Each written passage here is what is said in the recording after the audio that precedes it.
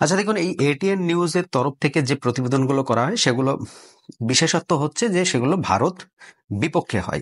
আজকে কি বলছে এই নিউজের পক্ষ থেকে যে ভিডিওটা দেওয়া আছে, সেটা বলছে যে 1960 সালের ঐতিহাসিক সিন্ধু পানি চুক্তি বাতিলের চিরতরে বাতিলের ঘোষণা। হ্যাঁ, ভারতের তরফ থেকে পাকিস্তানে যে ভারত এবং পাকিস্তানের মধ্যে যে সিন্ধু জল চুক্তি হয়েছে সেটা কিন্তু চিরতরে বাতিলের ঘোষণা করেছে আমাদের ভারত সরকার।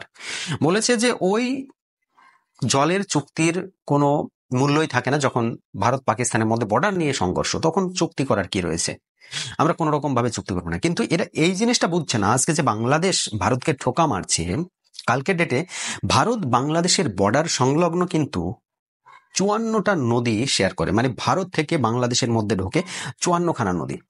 ঠিক আছে, তো সেই নদীগুলোর পরিণতিও যে আগামী দিনে এটাই হতে পারে সেটা কিন্তু বাংলাদেশ জানছে না বা বাংলাদেশ বুঝে উঠতে পারছে না।